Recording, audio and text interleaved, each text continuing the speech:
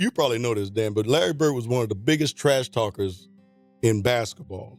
And a lot of people say, really? They thought it was Reggie or Charles.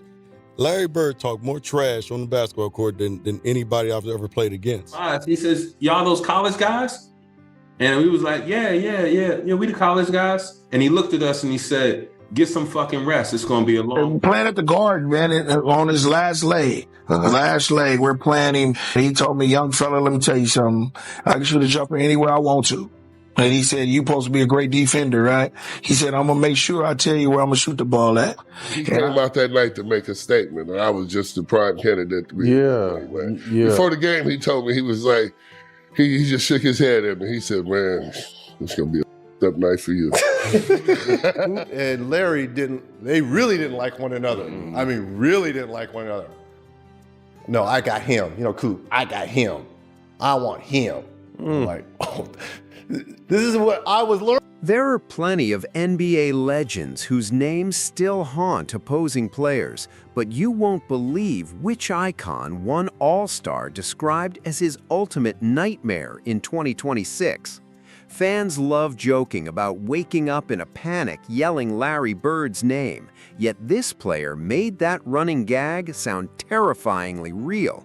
Forget the monsters from classic horror movies for a second, because according to him, Bird's deadly jump shot was the nightmare no defender ever wanted to face. Said, I'm the best in Indiana, put a 3 under my ball. That's true? It is very true. So, I look in the mirror, I'm like, well, I'm about to get this fits out here. Before the game, I was over there rubbing my hands looking at him like, It was my man. Just like I run into a lot of Celtic fans. Yeah. I used to hate you. I get that all the time. A little more than a month ago, they were engaging in a heated NBA rivalry. But for one night, the Pacers' Chuck Person was part of Larry Bird's team. Well, sort of. Bird, sidelined from recent back surgery, could only offer a little good-natured ribbing as the honorary coach. Chuck works for me in the summer. He mows my yard.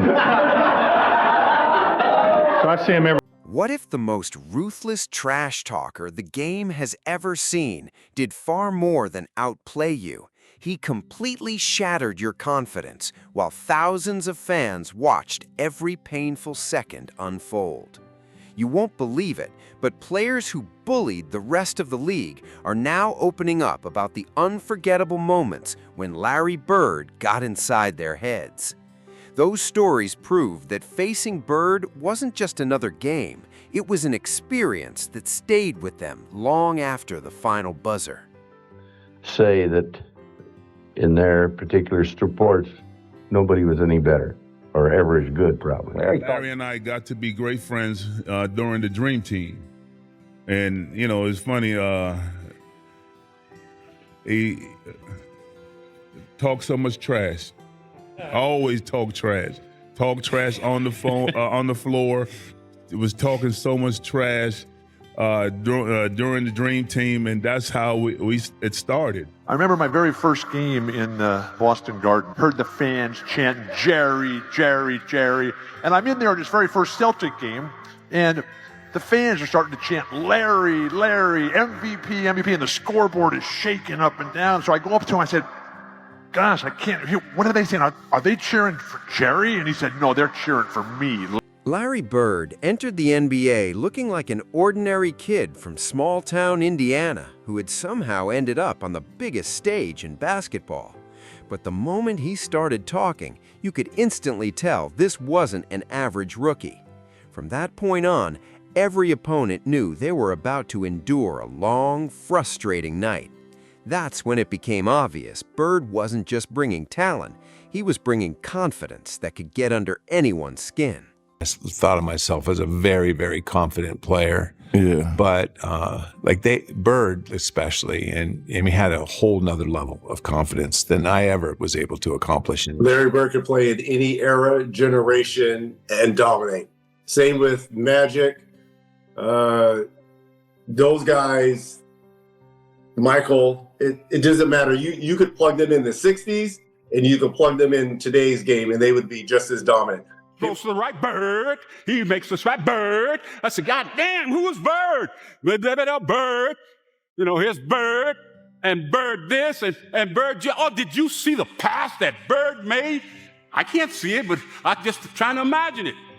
And when the time I got to the end, I said, damn, that brother can play. Damn, that brother. Players who believed they were the toughest competitors on the floor, blessed with incredible athleticism and sky-high leaping ability, suddenly found themselves getting picked apart by a slow-moving white guy who looked more like a regular working man than an NBA superstar. That alone was hard enough to accept, but you won't believe what made it even worse. Larry Bird didn't just back up his trash talk with confidence. He turned every promise into reality, knocking down shot after shot right in his opponent's face and making sure everyone remembered it. What about Larry Bird? Is that the truth and the whole truth? That motherfucker pump faked us, and me and him, we hit each other in the air and we fell out on the ground. The white boy, old Larry Bird, dirty ass, looked at us, niggas, get up off the ground, and knocked our head off with a damn. Oh my goodness! He did it again! He was a basketball genius. He'd be a step ahead, a thought ahead, play the game like a chess game.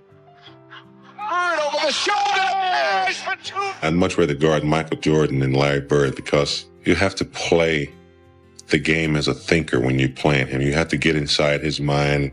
Larry wasn't quick, couldn't jump really high, but there was just some sleepless nights. I spent the last couple of days with Magic Johnson shooting the Capital One commercials. And every time I see him, I tell him thank you, because Magic Johnson and Larry Bird are the two most important figures in NBA history. I agree. Well, people don't understand, to answer your question, people look at this thing now where guys are making $30, $40, $50 million. When I came in, David Stern's first year, the average salary was $200,000. Magic and Bird, those guys changed the entire trajectory of the NBA and made it what it is. Imagine this for a second. A confident rookie walks onto the court believing he's finally going to shut down a living legend. Larry Bird stares him straight in the eyes and calmly tells him the exact spot where he's about to take the shot. The young defender probably smirks and thinks, no chance, go ahead and try, old man. I was a sophomore because we would go up there.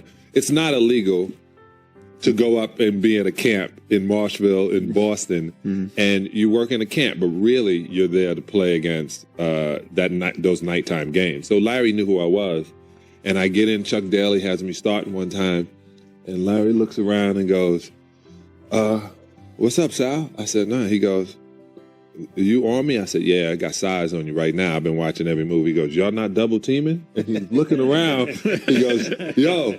I go, nah, it's just me, fella. He goes, mouse in the house. Bird would catch the ball in the exact spot he called out, elevate without hesitation, and bury the shot while the stunned defender was still trying to figure out how he created the space. That wasn't luck. It was pure confidence and preparation. Larry Legend had a way of turning every game into his own show, where he controlled the story, directed every scene, and made sure the ending always came with the ball splashing through the net. Even Michael Jordan admitted that Larry Bird was the greatest trash talker and master of mind games the NBA had ever seen. Jordan openly said Bird taught him how to get inside an opponent's head before the game was even decided. Just think about that for a moment. The player who built his own legacy by crushing opponents mentally and physically gave Bird credit for writing the blueprint. When the greatest competitor of all time says he learned from Larry, you know the rest of the league never stood a chance once the talking started. Yeah, you see it over there by my bench, right? And I'm going to give you something, and it's going to be this jumper. Right. And I said, shit, watch this. So all of a sudden, we playing, and I'm D'ing him up, and he slowballed me. That's where I got the slow ball, put your back to your back like this, and his back was bad during this time. So he went right to that corner, and I'm up on him, I'm under him, and he said, young fella, what did I... One of the most unforgettable stories came against Reggie Miller. Reggie, the fearless sharpshooter who never shied away from talking trash, tried to throw Bird off during a pair of crucial free throws in a close game. Bird calmly looked his way and knocked down the first shot without blinking. Then he turned toward the young guard and delivered a line that instantly became legendary. "Rook, I'm the best shooter in the league right now. Got that?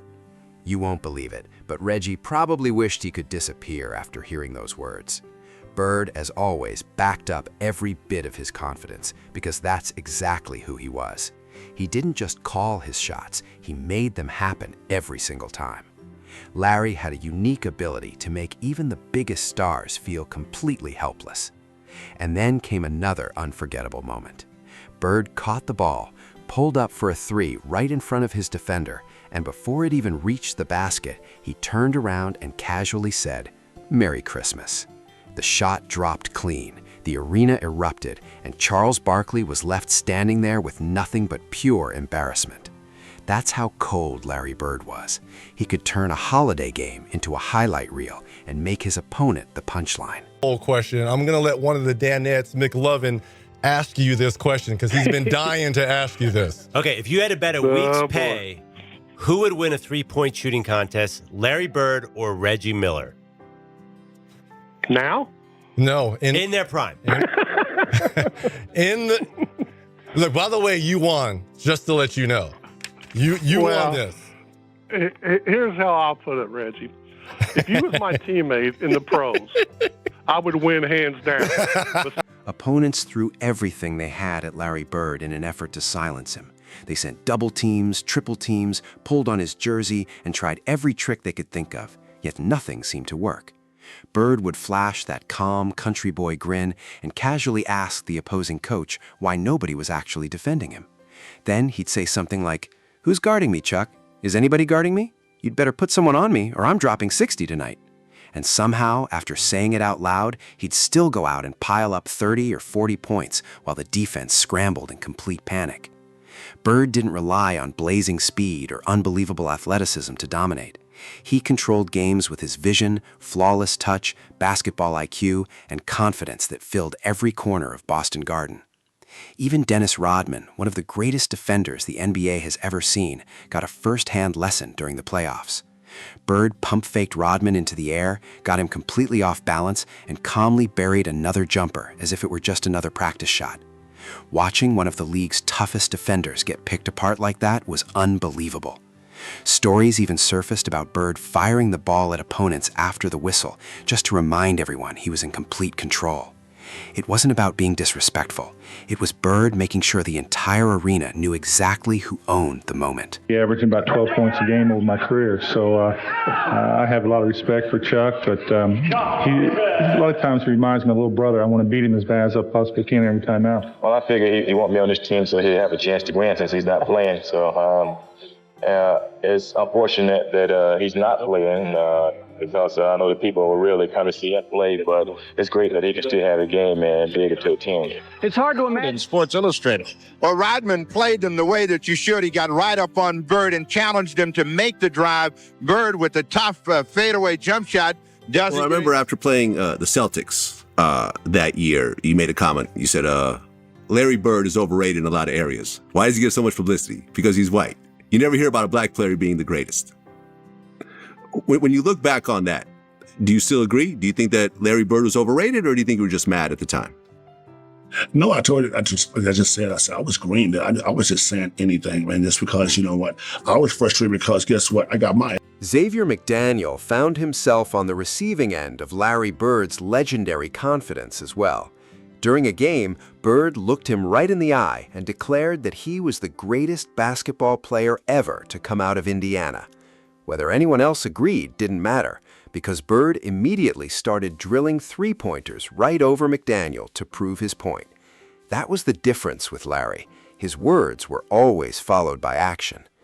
Even Shawn Kemp, known as the Rain Man, became part of the story as the timeout turned into an unforgettable lesson and an Indiana reunion nobody wanted to remember. Bird never cared about your hometown, reputation, or resume. Once you stepped onto the court, you became his next target. He would walk into the locker room before the three-point contest, look at every elite shooter warming up, and casually ask, "So, who's playing for second place?" Sometimes he didn't even bother taking off his warm-up jacket before the opening round, yet he still knocked down shot after shot while everyone else was grinding under pressure. Then he'd win the contest in back-to-back years and make it look easier than a casual shoot-around at the local gym. Players spent years preparing for moments like that, believing this was their chance to prove themselves. Larry Bird showed up with unmatched confidence, barely looked fazed, and somehow made the entire building feel like it belonged to him before the first shot was even taken. They had the ball and DJ was stalling the basketball. Larry was kind of standing outside behind him, like denying him the ball. And they called a timeout. And he turned around and looked at me and said, "I'm going to score right here on you." And I said, "I know you will. I'll be ready." 10 seconds. 5 and Bird has the basketball. Look out. 2 seconds on the clock. And timeout used by the Suns. He shot a turnaround jump shot. I just looked back. Teammates absolutely loved Larry Bird's confidence. Opponents couldn't stand it, but everyone respected it because he never talked without backing it up. Kevin McHale and Robert Parrish had front row seats as Bird crushed opponents mentally and physically night after night. Parrish often said that nobody imposed their will on a basketball game quite like Larry did. Once Bird caught fire, he'd start calling every shot before taking it. Bank shot here. Who's next? Where do you want me to hit it from? Dominique Wilkins experienced that psychological warfare firsthand during one unforgettable matchup, as Bird casually buried jumpers, dropped perfect passes, and made the whole performance look effortless. While everyone else was reacting to the game, Larry was already several moves ahead, playing basketball like a grandmaster playing chess against beginners. Clyde Drexler learned that lesson early in his rookie season when Bird looked at him and calmly said, "You can't stop me." Clyde wanted to answer back, but what can you really say when the man keeps proving every single word with his play? That's what made Bird's trash talk so devastating. He never needed to yell, scream, or put on a show. He'd simply speak in that calm Indiana drawl, deliver his prediction like it was a fact, and then watch the ball sail cleanly through the net exactly as promised. That quiet confidence got inside opponents' heads in a way loud trash talk never could. I was in the All-Star game with you when you walked in and asked who was going to get second place in the three-point contest.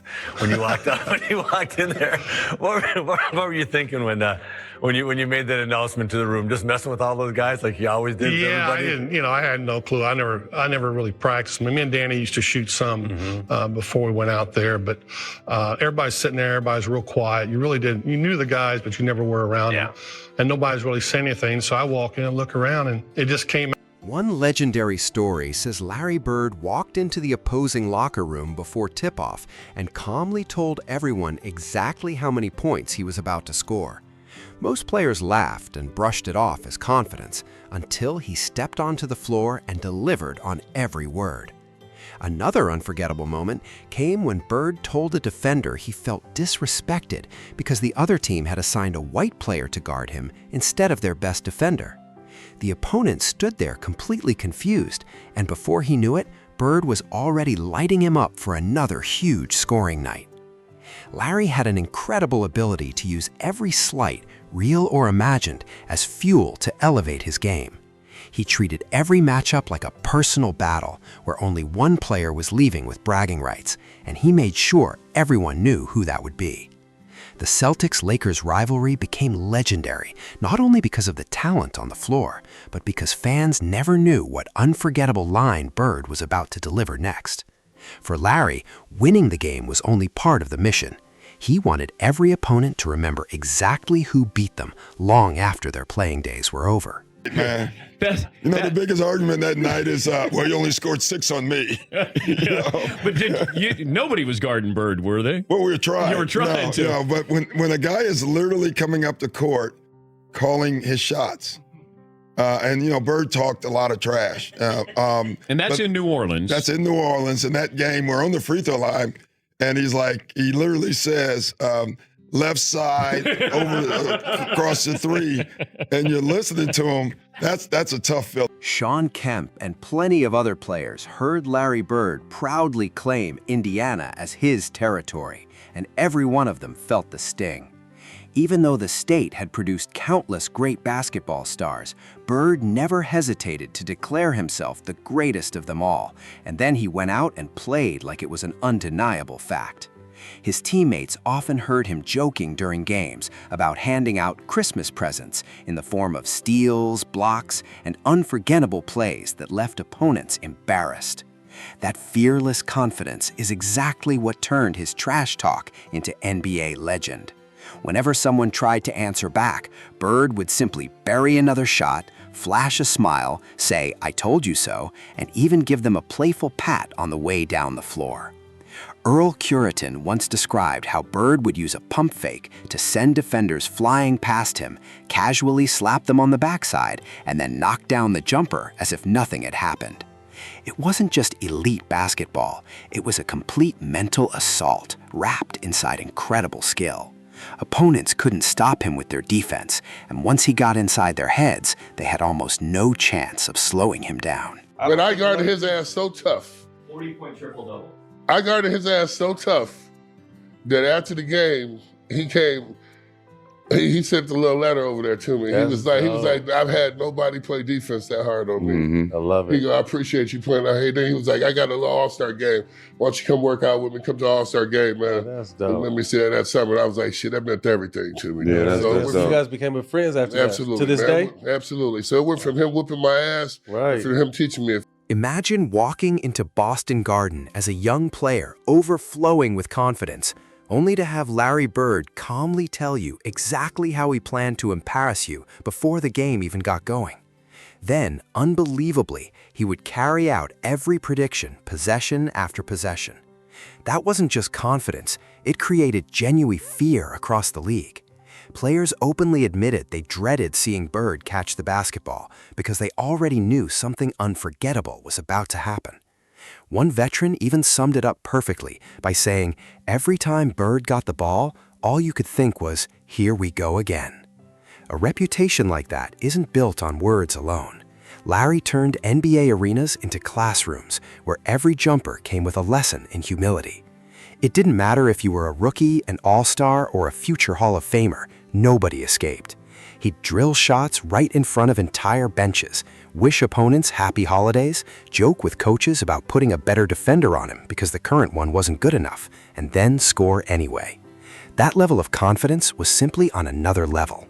Larry, what are you going to give me today? Even years after his retirement, the stories about Bird continue to amaze the players who shared the court with him. Many still laugh, shake their heads, and admit just how mentally exhausting it was trying to slow him down. Bird wasn't the fastest or the most explosive athlete, but he always seemed 3 moves ahead, reading the game like a grandmaster playing chess, while everyone else was still figuring out the rules. He picked apart opponents with his basketball IQ, sacrificed their confidence in the name of winning, and somehow did it all with a calm smile. That's what made him so special. He brought that fearless backyard swagger onto the NBA's biggest stages and made elite professionals look ordinary. Double team him and he'd instantly find the open teammate. Give him space and he'd bury the 3. Crowd him too closely and he'd drive or create an easy shot for someone else. No matter what defense you chose, Larry Bird always had the answer, and he made sure everyone in the building knew it. Because it proved to me this man could really play basketball. I had heard about him, but I never saw him play live and in person, and he was incredible. I mean, he dominated, and that's what it's all about. So I went back home telling everybody, oh, this Larry Bird guy is from... One unforgettable night against the Jazz, Larry Bird caught fire and started telling everyone on the bench exactly what was about to happen next. He even pointed toward the trainer's lap as the ball's next destination, and moments later, that's exactly where it landed. "Who wants it?" Bird shouted as the crowd erupted with laughter and excitement. The Jazz had no answers, and you could only imagine how badly they wanted that game to end. That's the kind of confidence that separates great players from all-time legends. Bird wasn't just building a legacy, he was becoming a basketball myth while he was still dominating the league. Reggie Miller crossed paths with Bird again later in his career, but those early lessons clearly never faded. That's what made Larry's impact so powerful. His performances stayed with opponents long after the final buzzer, pushing many of them to become better players, even if they hated admitting it.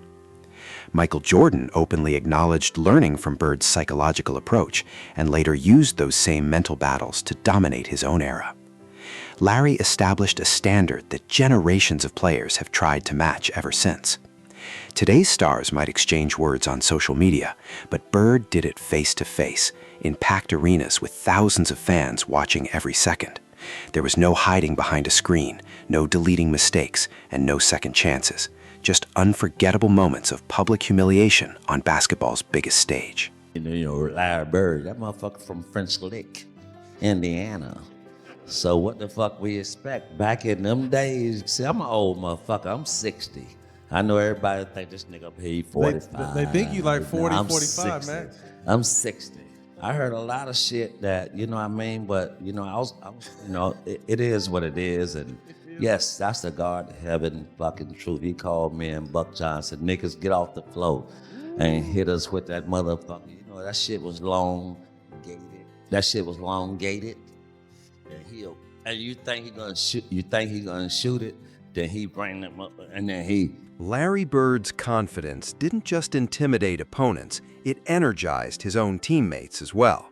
Whenever Larry started talking, everyone in a Celtic uniform knew something special was about to happen, and that a victory was usually close behind. Visiting teams dreaded those nights inside Boston Garden, where the atmosphere felt overwhelming, and Bird seemed to raise the intensity with every possession. He didn't need thunderous dunks or flashy highlights to take over a game. His style was built on intelligence, precision, and ruthless efficiency. Mix that with non-stop confidence and legendary trash talk, and you had one of the most intimidating forces the NBA has ever seen. The best part was that Bird saved his biggest statements for the court, where he could prove every single one of them. After knocking down another jumper, he'd casually jog past his defender, smile, and say, "I told you so, nice try," before giving him a light pat on the back. That calm, almost respectful delivery somehow made it even more frustrating for the player guarding him. There was no yelling or dramatic celebration, just a simple reminder that Bird had predicted exactly what would happen. For Larry, it wasn't showing off. It was simply another day at the office, and everyone else had to live with the results. But it's like you could depend on him. You could just see like his confidence, and like everybody just like added to everybody else's confidence. How was it when you first met him? Like, what was that interaction like, and getting to know him? He was great. I mean, he was a worker. We played a lot of one-on-one, full court, like half court, full court basketball, just, you know, in practice every day. I got to know Larry really well, but he was a great worker, a great teammate. You know, he told me like when he didn't think I was taking a good shot. So when you said that Larry would put the fear in you, like walk me through that. What do you mean by that? Okay, so Rich, you know, we're going up to play, and I'm a Celtic fan since I was 15 or whatever. Even in Brooklyn, New York? That's because I didn't like the Knicks because everyone else liked them, and the Celtics always won and the Knicks always lost. And all the New Yorkers, I don't really care. My mother would say to me, "Hey, tell Patrick I said hello." And then because I played with him since we were 16, I would elbow him and say, "That's for my mom's." The stories surrounding Larry Bird's legendary 60-point performance almost sound too unbelievable to be true. He was scoring from everywhere on the floor, talking to defenders between baskets, and making one of the greatest offensive nights in NBA history look completely effortless. Even while putting on a scoring clinic, Bird still found time to remind the other team they had no answer for him. That confidence wasn't built overnight. It came from years of relentless work, unmatched preparation, and absolute belief in his own ability. Larry never questioned whether he was the best player on the court, and he had no problem proving it to anyone who thought otherwise. From the famous white guy remark to the Merry Christmas shot, the trainer's lap prediction, and the warnings he gave rookies before lighting them up, every story added another chapter to Bird's legendary reputation. Those moments remind us that basketball once featured larger-than-life personalities who combined elite talent with unforgettable swagger. Bird didn't just dominate with his scoring, he overwhelmed opponents through preparation, basketball IQ, and an incredible understanding of the game. He studied film, memorized tendencies, anticipated every move, and then let defenders know exactly what was coming before it happened. That psychological edge made his greatness even more remarkable. It wasn't just physical domination, it was mental, emotional, and strategic.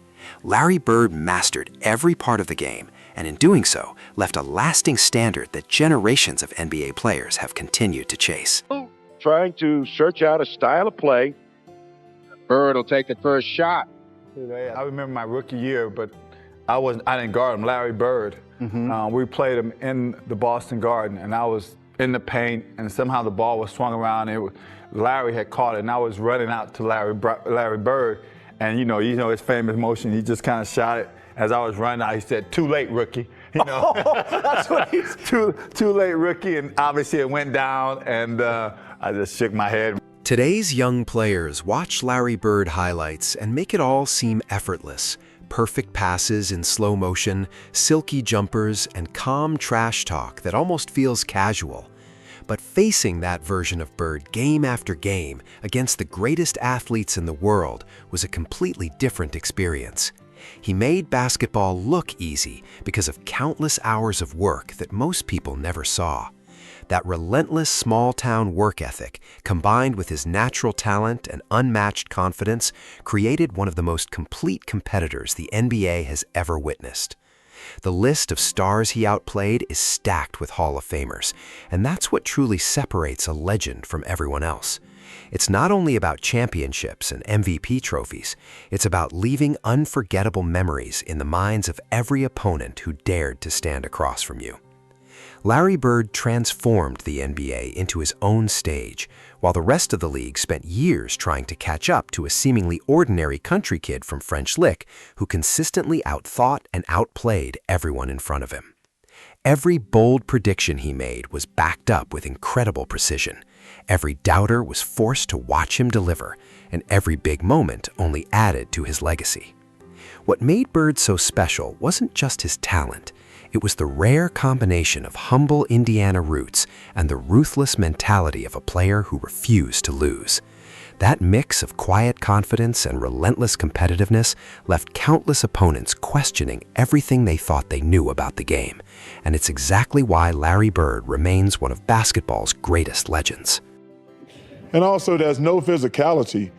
You have to factor in these guys I played 3 years of college. I think Bird played 4 years of college. Michael played 3 years of college. Tim Duncan played 4 years of college. David Robinson played 4 years of college. So the guys talk about, well, these guys, like I say, and listen, it's a different game now because no physicality, but you have to factor in all the years some of these guys lost going to college. I think Bird went to college. I mean, he went to 2 or 3 schools, if I remember correctly, before he went to Indiana. Larry Bird never stepped onto the court just to play another basketball game. He came to deliver a masterclass in confidence, elite skill, and psychological dominance that NBA fans and players still talk about decades later. The league has evolved with faster offenses, explosive athletes, and jaw-dropping highlights, but you won't believe how Bird's stories continue to stand the test of time. That's because they represent something truly rare, complete confidence backed by the ability to deliver every single time. His career reminds us that real greatness isn't about talking the loudest. It's about proving every word when the pressure is at its highest.